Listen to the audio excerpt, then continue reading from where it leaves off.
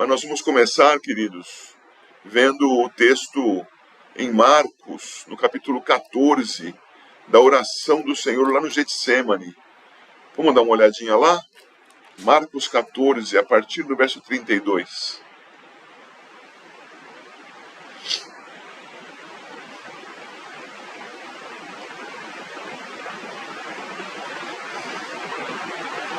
Marcos 14, 32 diz assim, meus irmãos. Então foram a um lugar chamado Getsêmani. Ali chegados, disse Jesus a seus discípulos: assentai-vos aqui enquanto eu vou orar. E levando consigo a Pedro, Tiago e João, começou a sentir-se tomado de pavor e de angústia. E lhes disse: a minha alma está profundamente triste até a morte. Ficai aqui e vigiai. E adiantando-se um pouco, prostrou-se em terra, e orava para que, se possível, lhe fosse poupada aquela hora. E dizia: Abba, Pai, tudo te é possível, passa de mim este cálice, contudo não seja o que eu quero, e sim o que tu queres. Voltando, achou-os dormindo, e disse a Pedro: Simão, tu dormes? Não pudeste vigiar nem uma hora? Vigiai e orai, para que não entreis em tentação. O espírito, na verdade, está pronto, mas a carne é fraca. Retirando-se de novo, orou repetindo as mesmas palavras. Voltando, achou-os outra vez dormindo, porque os seus olhos estavam pesados, e não sabiam o que lhe responder. E veio pela terceira vez e disse-lhes: ainda dormis e repousais? Basta! Chegou a hora. O Filho do Homem está sendo entregue nas mãos dos pecadores. Levantai-vos, vamos. Eis que o traidor se aproxima. Essa leitura que eu faço cada dia num evangelho é muito preciosa para mim. Vocês sabem, eu repito muito porque acho um texto assim valiosíssimo, em especial para esses momentos de oração. O nosso Senhor Jesus, carregado com nossos pecados, disse, o verso 33 registra, que o Senhor sentia pavor e angústia. Pavor e angústia, meus irmãos, é possível sentir sendo crente. Viu? É possível. Mas pavor e angústia que a gente sente, a gente apresenta para Deus, tá? É por isso que ele orou aqui por 3 vezes no registro, dizendo: Abba, Pai, tudo te é possível, passa de mim este cálice, contudo não seja o que eu quero, e sim o que tu queres. A oração do crente é voltada para o Senhor.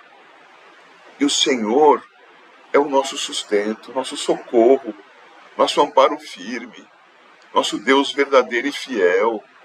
Então a gente tem descanso no Senhor. Ainda que a gente, na nossa angústia e pavor, volte a buscá-lo segunda, terceira vez, nosso Senhor, que é a razão da nossa existência, ele nos concede a maravilhosa bênção da segurança, da coragem, nos capacita a enfrentar aquilo que nos apavora e que nos angustia. É por isso que o Senhor Jesus, ao final desse parágrafo, já diz para os discípulos: o Filho do Homem está sendo entregue nas mãos dos pecadores. Levantai-vos, vamos. Eis que o traidor se aproxima. Ele já não fala isso com um jeito apavorado, ao menos não é o que me transparece, porque ele dizia que estava triste até a morte, verso 34, e foi orar. Tendo levantado da oração, levanta fortalecido para enfrentar o que viria, e veio o que há de pior, não é verdade? A traição, a prisão, o mau juízo, a tortura, a cruz, a rejeição e o afastamento da comunhão com o Pai por causa dos nossos pecados. Nada poderia ser pior. E ele enfrentou. Então eu chamo você para, com esse texto, ter os olhos voltados para o Senhor. A sua oração em Cristo Jesus, o seu pavor, o seu medo até a morte, a sua angústia, não passam despercebidos para o Senhor. Em Cristo Jesus, ele te acolhe e te ouve a oração. Mas saiba, ele te fortalece. Logo, não fique cultivando a sua tristeza. Não é? Deus estende a mão, Deus com seu Espírito que habita em nós, nos reanima, nos faz lembrar da sua palavra, das benditas promessas válidas para os cristãos. E você vai fazer de conta que não é com você? Não. Vai crer no Senhor e vai seguir adiante, crendo no Senhor, trazendo à memória o que te traz esperança, o que te dá esperança. E ainda que a figueira não floresça, ao Senhor eu louvarei.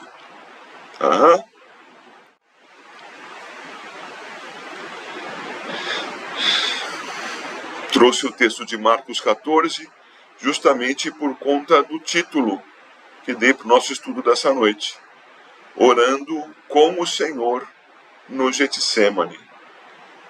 A oração cabe perfeitamente para o Senhor, lá naquela hora de pavor, angústia e morte, terror até a morte. E cabe também para nós, diante do nosso Senhor, em nome do nosso Redentor, o Senhor Jesus, orando com o Senhor no Getsêmani. Acompanhe a leitura dos Salmos 42 e 43, meus irmãos, acompanhem. Ao mestre de canto, salmo didático dos filhos de Corá. Como suspira a corça pelas correntes das águas, assim por ti, ó Deus, suspira a minha alma. A minha alma tem sede de Deus, do Deus vivo. Quando irei e me verei perante a face de Deus? As minhas lágrimas têm sido o meu alimento dia e noite, enquanto me dizem continuamente: o teu Deus onde está? Lembre-me destas coisas, e dentro de mim se me derrama a alma, de como passava eu com a multidão do povo e os guiava em procissão à casa de Deus. Entre gritos de alegria e louvor, multidão em festa. Por que estás abatida, ó minha alma? Por que te perturbas dentro de mim? Espera em Deus, pois ainda o louvarei, a Ele, meu auxílio e Deus meu. Sinto abatida dentro de mim a minha alma. Lembro-me, portanto, de ti, nas terras do Jordão, e no Monte Hermon, e no outeiro de Mizar. Um abismo chama outro abismo. Ao fragor das tuas catadupas, todas as tuas ondas e vagas passaram sobre mim. Contudo, o Senhor, durante o dia, me concede a sua misericórdia, e à noite comigo está o seu cântico, uma oração ao Deus da minha vida. Digo a Deus, minha rocha, por que te olvidaste de mim? Por que hei de andar eu lamentando sob a opressão dos meus inimigos? Esmigalham-se-me os ossos, quando os meus adversários me insultam, dizendo, o teu Deus, onde está? Por que estás abatido, ó minha alma? Por que te perturbas dentro de mim?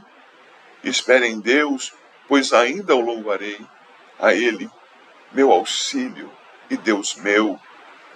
Faze-me justiça, ó Deus, e pleiteia a minha causa contra a nação contenciosa. Livra-me do homem fraudulento e injusto, pois tu és o Deus da minha fortaleza. Por que me rejeitas? Por que hei de andar eu lamentando sob a opressão dos meus inimigos? Envia a tua luz e a tua verdade para que me guiem e me levem ao teu santo monte e aos teus tabernáculos. Então irei ao altar de Deus, que é a minha grande alegria. Ao som da harpa eu te louvarei. Ó Deus, Deus meu. Por que estás abatido, ó minha alma? Por que te perturbas dentro de mim? Espera em Deus, pois ainda o louvarei, a Ele, meu auxílio e Deus meu. Livro dos Salmos 42 e 43. Orando com o Senhor no Getsemane. Queridos, nós estamos diante do segundo livro, dentro do livro dos Salmos, que começa aqui no 42. Se você folhear até ali o 72, se a memória não me trai agora, exatamente, até o 72, você terá os Salmos do segundo livro. E se você folhear com um pouco mais de calma, você verá que todos os Salmos desse segundo livro têm aquela nota que faz parte do texto inspirado, que está em letrinhas itálicas, dizendo o tema de cada salmo, ou a quem ele foi entregue. Você observa aí, todos os salmos desse segundo livro têm essa característica, exceto o Salmo 43. O Salmo 43 é então compreendido, como nós estamos trabalhando aqui hoje, como uma unidade poética. 42 e 43 estão juntos. Dos salmos do primeiro livro, 35 a 38 são salmos de autoria de Davi. Agora, no segundo livro, há outros autores. Há salmos, por exemplo, como esse que nós vamos estudar hoje, que é de autoria dos filhos de Corá. Filhos de Corá. E nós vamos aprender um pouquinho sobre esse Corá também no nosso estudo de hoje. Então nós temos que os filhos de Corá, meus irmãos, eram da tribo de Levi. É por causa dos filhos de Corá que hoje nós temos em algumas igrejas o nome de levita, como aquele que é músico, que é aquele que tem a função na igreja de dirigir o louvor, de compor a música. É o que pensam esses chamados levitas nos nossos dias. Pois é por causa desses aqui. Aqui nas Escrituras, é claro, com correção. Na nossa prática na religião contemporânea, nem sempre tem razão. Mesmo porque, para ser levita, é preciso pertencer ao povo de Israel. É preciso fazer parte da tribo de Levi. Algum de vocês aí é da tribo de Levi? Poderia ser o caso, né? Que temos alguém aqui de origem judaica, de origem israelita, na verdade, e com origem na tribo de Levi. Então, seria um levita. Mas não sendo esse o caso, então não tem levita. Tá bom? A igreja não tem levita. Curioso, né? Os filhos de Corá são aqueles, meus queridos, descendentes de um rebelde nos dias de Moisés. Sob os pés de Corá abriu-se a terra, e ele e cerca de 200 dos seus aliados foram engolidos pela terra. Mas não foi toda a sua geração que foi destruída. Havia, dentre aqueles levitas, os filhos deles. E esses filhos não foram condenados. Foram chamados, então, dentre os levitas, de filhos de Corá. Isso está lá em Números 26, verso 11. E lá no primeiro livro das Crônicas, e esse eu convido você a abrir, nós temos um relato nos dias de Davi. Primeiro livro das Crônicas, lá no capítulo 6, nos dias do rei Davi, a designação para que os filhos de Corá se tornassem músicos. E não apenas eles, tá? Outros também, todos estes levitas, veja, cabiam nesse momento que os levitas fossem músicos. Então, lendo o capítulo 6, vocês vão ver isso com muito mais cuidado. Eu vou ler apenas algumas partes, porque senão vamos tomar tempo demais aqui. A gente observa, por exemplo, lá no versículo 22 do capítulo 6, primeiro das Crônicas, capítulo 6, verso 22. O filho de Coate foi Aminadab, de quem foi filho Coré, de quem foi filho Assir, e continua. Lembrando que as letras hebraicas não tinham a sua vocalização anotada, como nós já falamos tantas vezes, e que lá no século VI, século VII da nossa era cristã, os maçoretas acrescentaram os sinais vocálicos. Aqui esse Coré é o Corá lá de Números, é o Corá lá dos Salmos, tá bem? Então, Coate teve por filho Aminadab, e este teve por filho Coré. E segue aqui dizendo várias gerações. Você pode, por curiosidade, verificar no verso 26, quanto a Eucana, foi seu filho Zofai, de quem foi filho Naate, de quem foi filho Eliabe, ou nosso irmão Eliabe aí, com o nome dele na escritura. De quem foi filho Jeroão, de quem foi filho Eucana. É o terceiro Eucana do texto. O segundo que eu li para vocês aqui. E de Eucana, verso 28, vamos ter o Samuel, os filhos de Samuel, o primogênito Joel, e depois Abias. Percebam que aí está desfilando vários levitas, dos quais vai ser mencionado agora no verso 31, que são estes os que Davi constituiu para dirigir o canto na casa do Senhor, depois que a arca teve repouso. Então estão aí, mencionados. E a partir do verso 33, nós vamos ter as menções de três nomes de cantores, o principal, o que estava à direita e o que estava à esquerda dele, com as suas genealogias. Veja, o principal, verso 33, é o Emã, o cantor, filho de Joel, filho de Samuel. O segundo importante, verso 39, seu irmão Asaf estava à sua direita. E depois, lá no verso 44, seus irmãos, filhos de Merari, estavam à esquerda, a saber, Etã. Então são esses aí os levantados para a condução dos cânticos de adoração no meio do templo de então.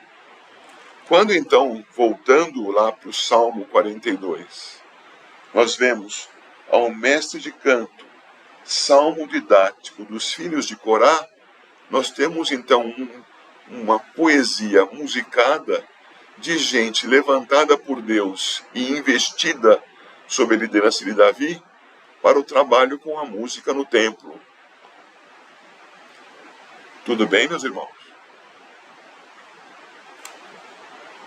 Os salmos que nós estamos vendo têm 3 estrofes. Observa que a primeira estrofe vai dos versos 1 a 5, porque termina com o refrão. Olha o refrão lá no verso 5. Porque estás abatido a minha alma, porque te perturbas dentro de mim. Espera em Deus, pois ainda o louvarei, a Ele, meu auxílio e Deus meu. Na métrica, os versos 6 a 11 têm extensão semelhante aos versos 1 a 5. Mas a divisão do editor fragmentou mais o texto em mais versos. Então nós temos de 6 a 11 a segunda estrofe, que termina também com um refrão. E o Salmo 43 também tem 5 versos, observa lá. Tudo bem? Esses salmos, os dois, têm um movimento, meus irmãos. O movimento desses salmos é de alguém que internamente vê-se necessitado do Senhor e o deseja. No segundo movimento, Ele está afastado do Senhor porque os inimigos o levaram a fugir, a estar ausente do templo.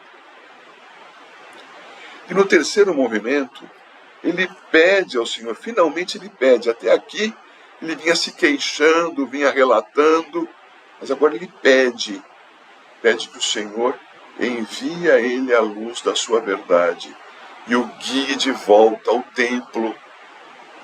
Então o movimento é consciência de que deve cultuar a Deus, deve andar na presença de Deus, deve ter comunhão com o Senhor. Consciência. O segundo movimento, estou longe, os meus inimigos me afastam do Senhor.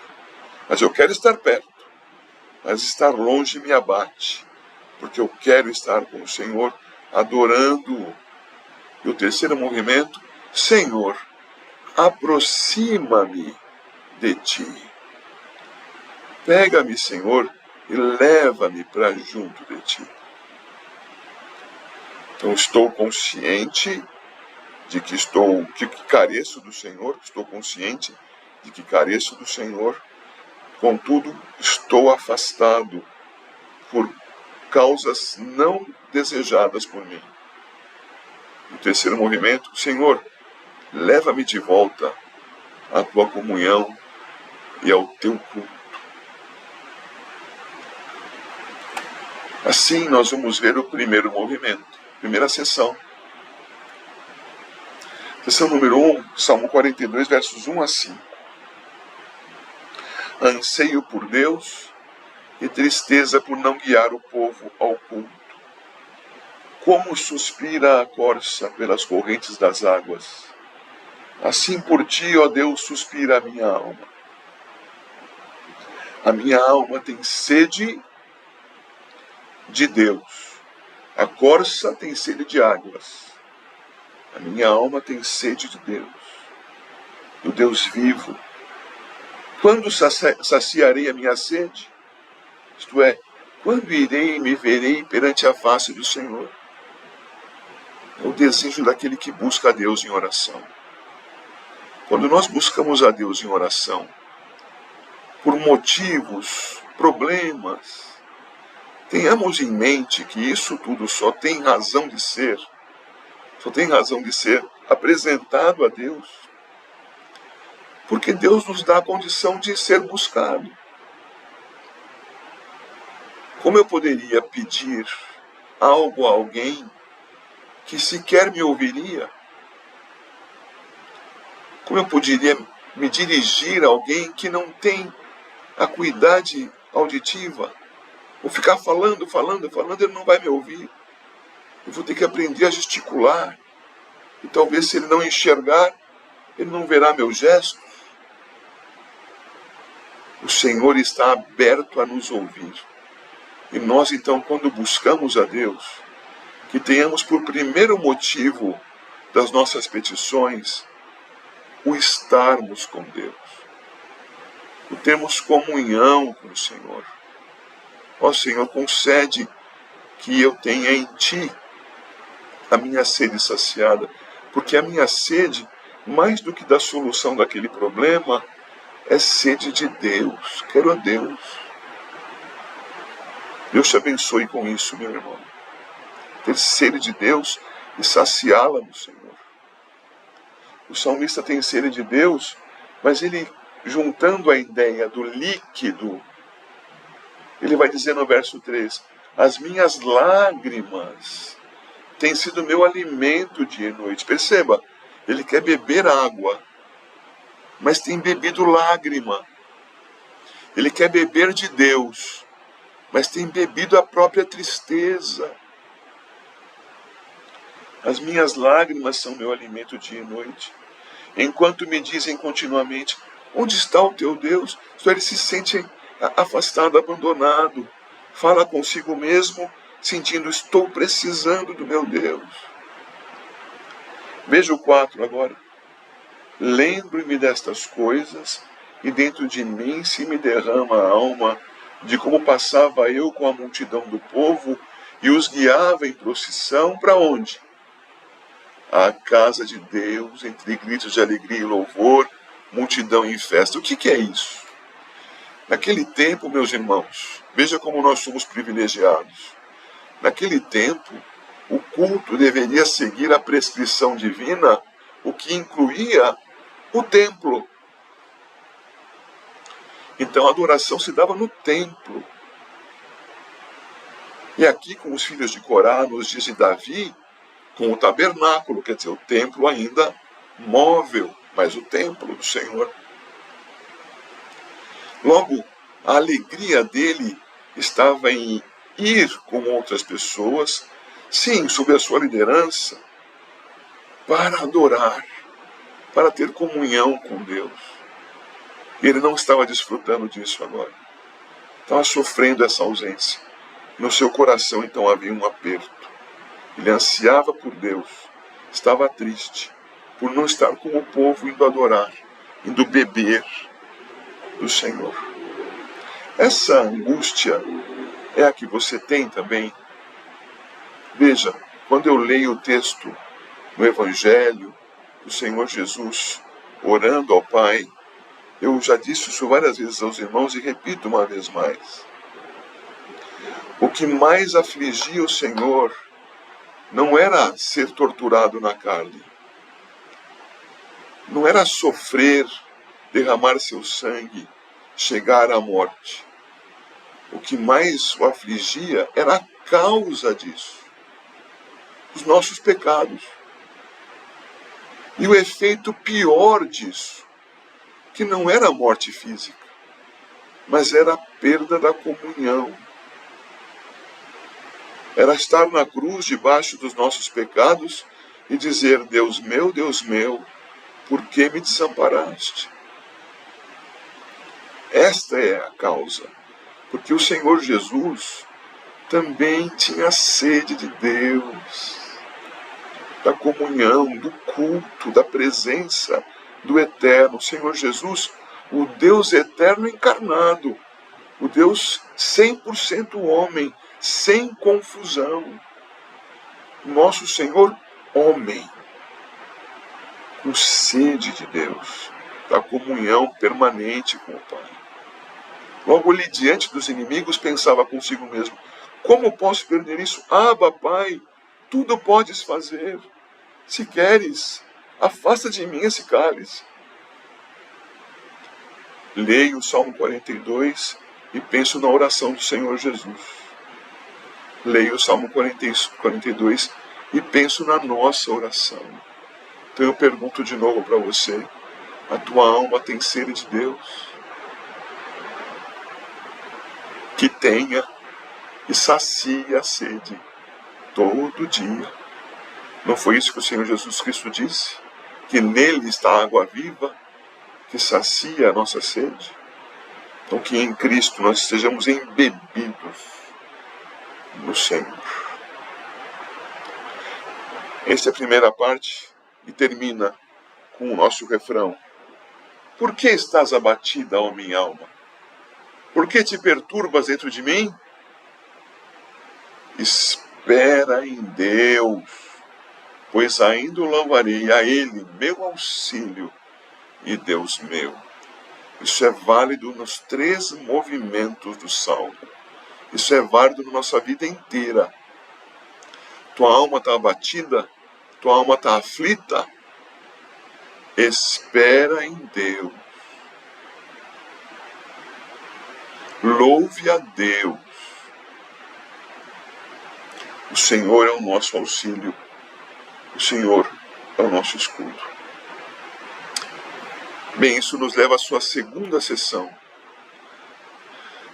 É um lamento por ter sido afastado do local de culto. Veja lá comigo. Sinto abatida dentro de mim a minha alma, verso 6. Lembro-me, portanto, de ti, olha lá, nas terras do Jordão, Jerusalém, alto da montanha. Jordão, o mais profundo vale. É o Jordão que está no vale profundo, que vai terminar no vale mais profundo ainda, que é o Mar Morto.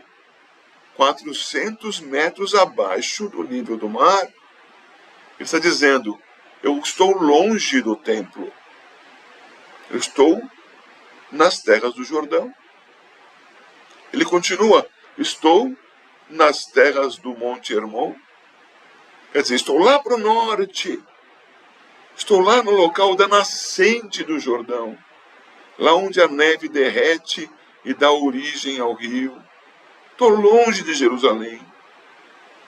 E assim também vale para Outeiro de Mizar. Distante. Estou distante. Verso 7.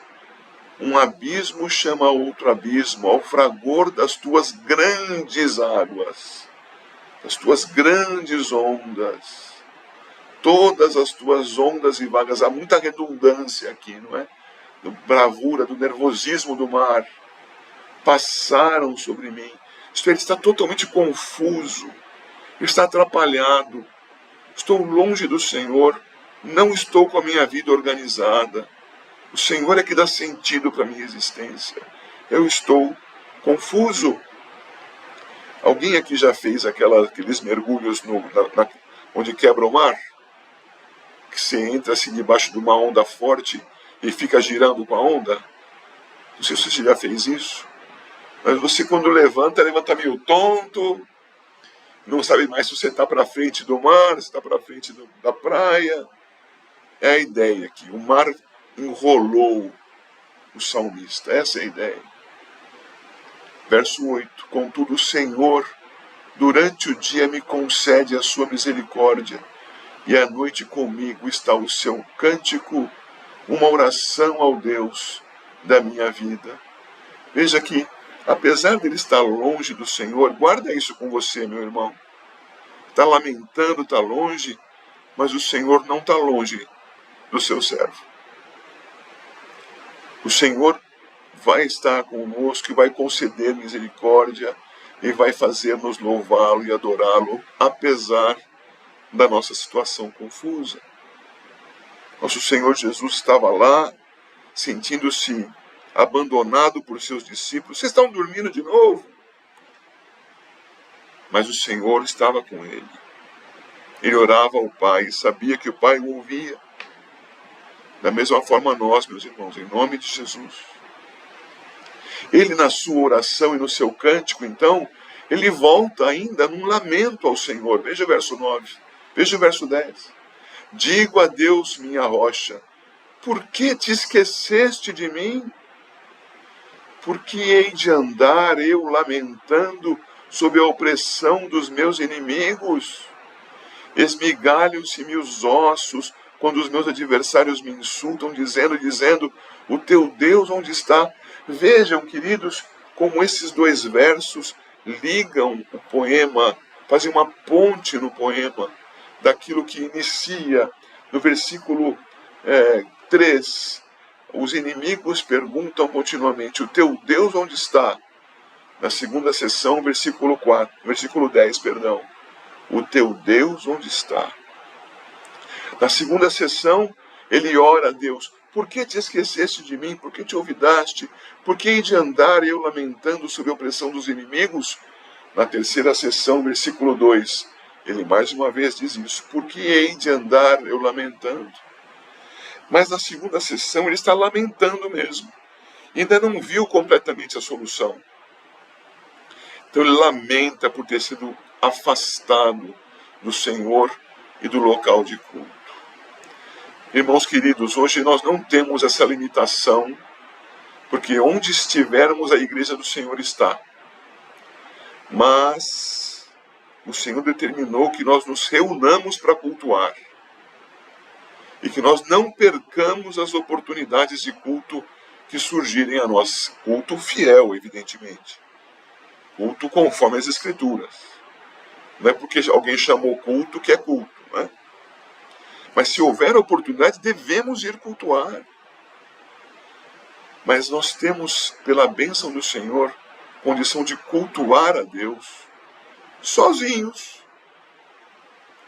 Você pode desligar agora isso aqui e continuar cultuando ao Senhor.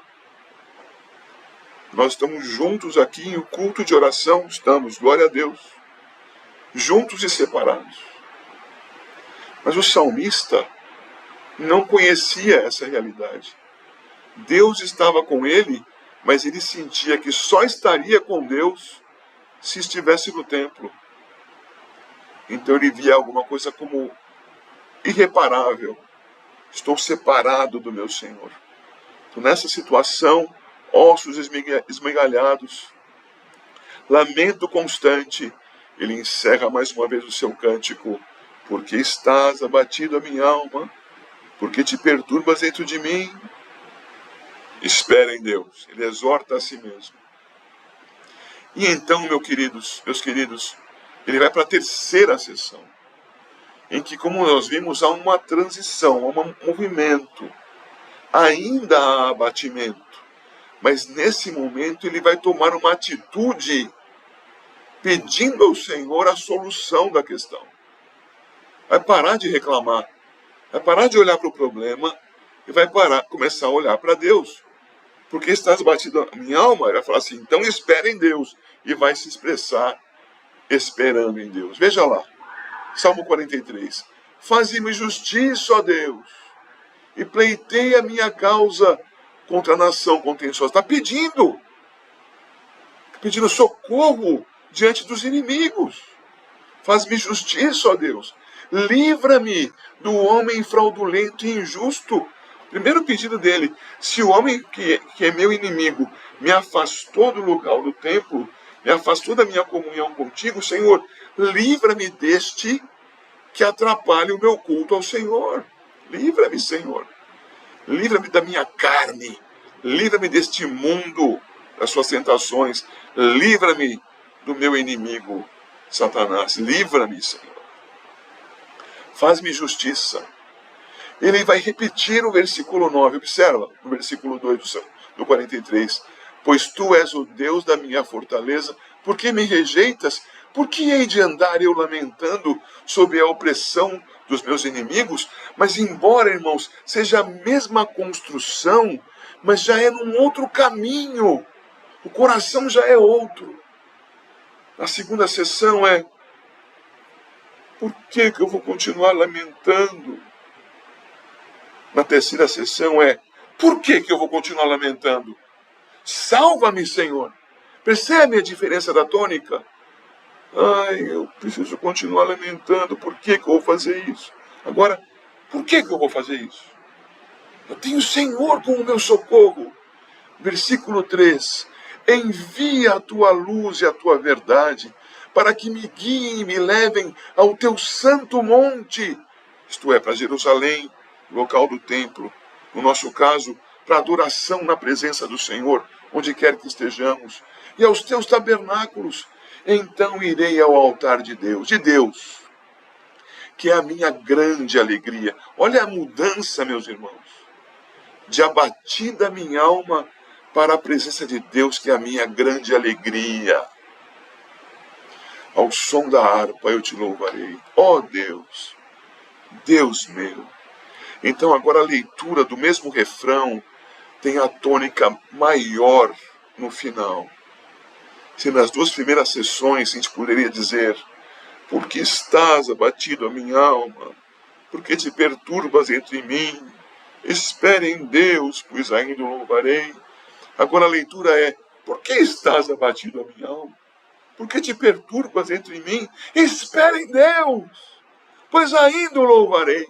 Percebam que não são as mesmas palavras, mas o movimento do salmo mostra o salmista voltando à presença do Senhor para adorá-lo, para cultuá-lo.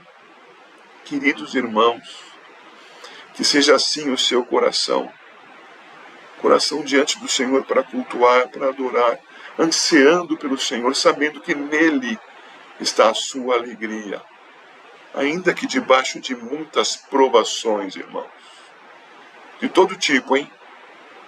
Todo tipo. Não vou ficar aqui levantando, como alguns dizem, levantando defunto. Aí você fica pensando: está falando de mim. Não. Irmão, irmã, espere em Deus.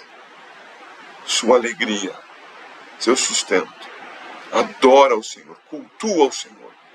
Bebe do Senhor.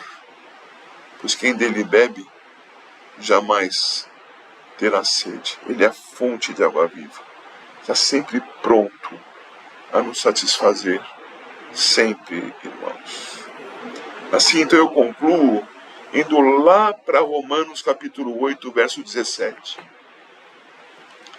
Romanos 8, 17.